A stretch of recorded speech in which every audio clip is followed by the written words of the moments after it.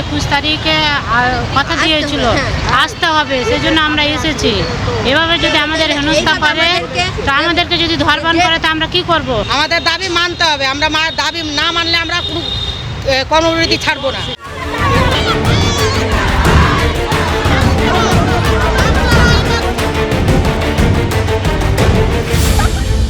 স্বাস্থ্য ভবন অভিযানের ডাক দেয় পশ্চিমবঙ্গ আশা কর্মী ইউনিয়ন AIUTC। বিক্ষোভের আজ যাতে স্বাস্থ্য ভবন পর্যন্ত না পৌঁছয়, তার জন্য সকাল থেকে তৎপর ছিল পুলিশ।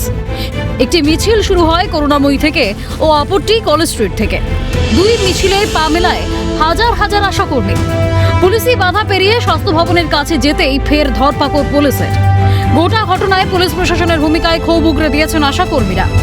8 দফা দাবি না মেনে নিলে ভোট বয়কটের হুঁশিয়ারি দিয়েছেন তারা। আমরা যে মাসের পর মাস আমরা কোনো পয়সা পাই না, কোনো অনারিয়াম পাই না, সেটা কি স্বাস্থ্যমন্ত্রী জানে না? সেটা স্বাস্থ্যমন্ত্রী জানার দরকার ছিল। আর আজকে যদি আশা কর্মীদের যদি এরকম ধিক্কার দেওয়া হয়, তাহলে কেন পুলিশ প্রশাসন দিয়ে আমাদের আটকানো হলো? হ্যাঁ, এই জায়গাটা এই তো সামনে আটকে দিয়েছে আমাদেরকে। আমাদের কিছু কিছু মেয়েকে গাড়িতে তুলে নিয়ে থানায় নিয়ে জমা করেছে। কি লাভ? আমাদের দাবি যদি না মানে, আমরা প্রত্যেকেই ভোটকে বয়কট করব। তাদের ওপর পুলিশি অত্যাচার হবে, লাঠিচার্জ হবে, অ্যারেস্ট হবে, এর আমরা তীব্র প্রতিবাদ করছি এবং তীব্রভাবে নিন্দা জানাচ্ছি। শুধু তাই নয়, নিরাপত্তার চাদরে মুড়ে ফেলা হয় বিধাননগর পুলিশ কমিশনারেটের তরফে। একদিকে যেমন প্রচুর সংখ্যায় মহিলা পুলিশ মোতায়েন করা হয়, তেমনি মজুত রাখা হয় জল কামান। স্বাস্থ্য ভবনের সামনের রাস্তার দুটি লেন বন্ধ করে দেওয়া হয়। পাশাপাশি স্বাস্থ্য ভবন থেকে 100 মিটার দূরত্বে বসানো হয় 8 ফুট উচ্চতার গার্ডরেল।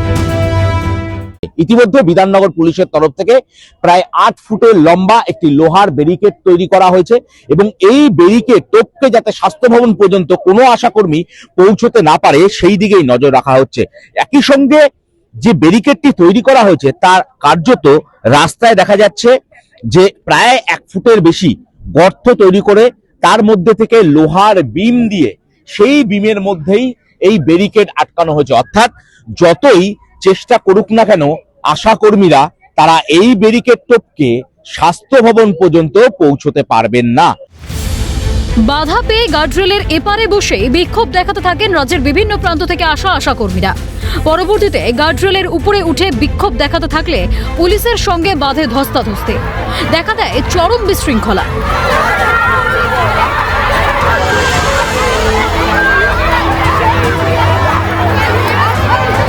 এরপরেই পুলিশের তরফে শুরু হয় মাইকিং। এরই মাঝে অসুস্থ হয়ে পড়েন এক আশাকর্মী।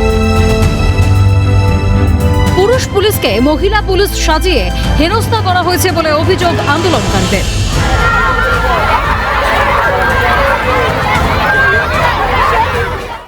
আমরা শান্তভাবে আমরা এই আন্দোলন চালিয়ে যাব। আমাদের দাবি দাবা মানলে আমরা এখান থেকে উঠে যাব।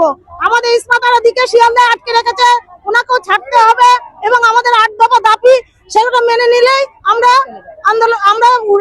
আন্দোলন থেকে উঠে যাব। ছেলেটা একটা মহিলা পুরুষ সাজিয়ে মহিলা পুরুষ সাজিয়েছে, সাজিয়ে ওরা আমার কানে হাত ধরে বুঝতে পেরেছি ওরা পুলিশ। তার মানে আমাদেরকে কিভাবে ওনারা এ করতে চায় যে আশা কর্মীদের কিভাবে বঞ্চিত করা যায়, সেইভাবে ব্যবস্থা নিয়েছেন। দাবি দাওয়া পুরো না হলে আন্দোলনকে আরো তীব্র করার হুঁশিয়ারি আশা কর্মীদের।